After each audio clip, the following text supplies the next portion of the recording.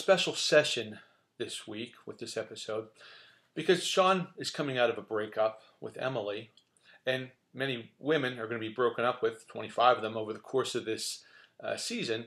I thought it might be good to have a session just discussing some breakup tips. So here's some tips that I put together, 10 tips for dealing with a breakup as I work with patients as they deal either with broken marriages, broken relationships, teens and dating situations.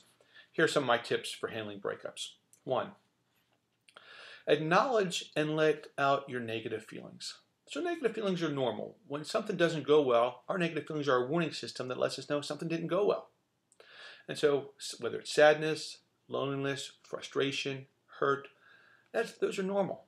You should have those feelings when something like this happens in a relationship that you were invested in and really liked ends. So crying, talking, journaling, drawing, for some guys and even for some girls, running, jogging, some physical activity allows you to get some of those feelings out in a healthy way. Second, don't jump to any conclusions, judgments, or decisions when you have this significant intensity of emotions. So when our emotional volume is high, our thinking volume is low. And so when we have these intense feelings, especially negative feelings about hurt and loneliness, frustration and anger, sadness, we don't want to be making any decisions about what to do next, about whether it's financial decisions, whether it's another relationship decision to get back in this relationship, or am I a loser, am I a failure, am I unworthy, am I a reject?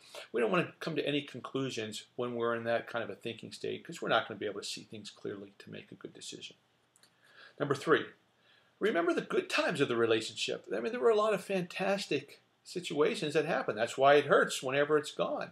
There were some great things that happened in that relationship. And so to be able to keep that in mind too, because no situation is perfect in life. There's good and bad in every situation. So just like this breakup, yeah, it ends with some negative aspects to it, but there were a lot of positives. And to be able to grow to be a mature person, we have to be able to integrate positive and negative things about a situation together to be able to look at the whole situation accurately. And even when it comes time to getting involved in future relationships, you want to be able to acknowledge the great times that you had in this relationship, so that you understand the motivation to reach out to develop new relationships. You need a good advisor.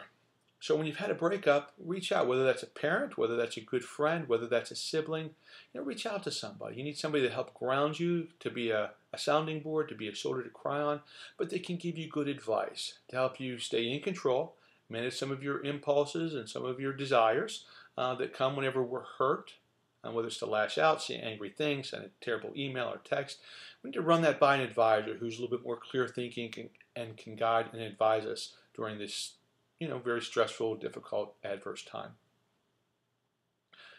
Then whenever we're thinking clearly, we want to be able to process, well, why did the breakup happen? I mean, we want to be able to know why. If there's something I was doing wrong, well, what can I fix? What are some of my weaknesses that I can work on? If it's something in him, well, how can I recognize, or that other person, how can I recognize in other people more clearly some of the warning signs that might lead to conflictual or difficult relationships? We have to be very honest, self-reflection, self-assessment, really sit down and take a good hard look at ourselves to figure out, because we don't want history to repeat itself. And if we don't look inside, if we don't figure out why, well, we're probably going to make the same mistakes over and over in relationships as we go on.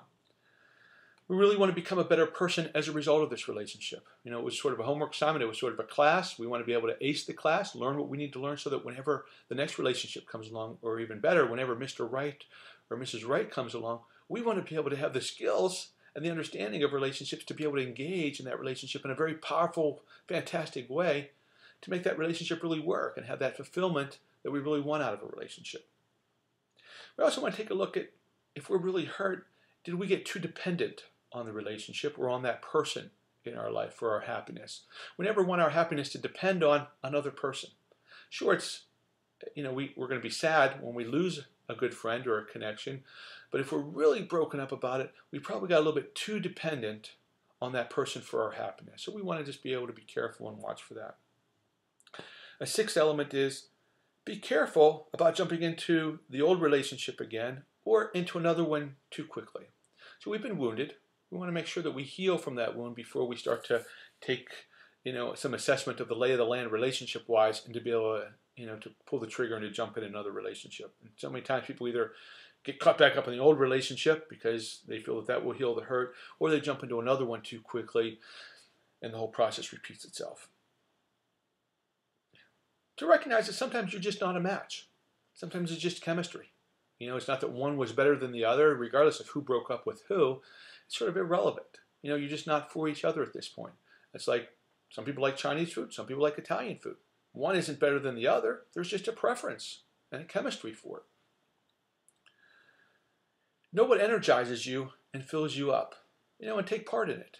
If you have some activities that are hobbies, that are interests for you, that are fueling for you, that give you life, that give you energy, start to take part in them. Don't let the hurt of the relationship sort of weigh you down and empty your tank. Take part in some of those activities that are beneficial for you, that will build you up.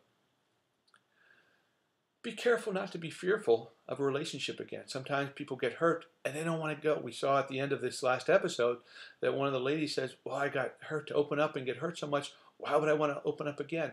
I hope that she doesn't really carry that on. That's just the moment, her speaking in the moment there. But sometimes people unfortunately get hurt and they don't want to take the risk of being hurt again, so they build walls.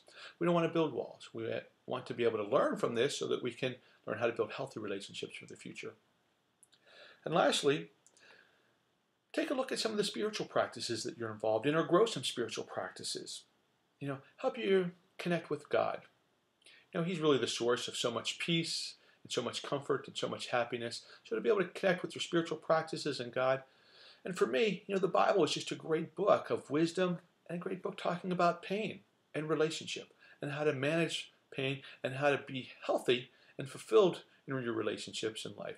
So make that spiritual connection and reach out that way as well. So those are my 10 tips to how to deal with problems. We'll see you next time.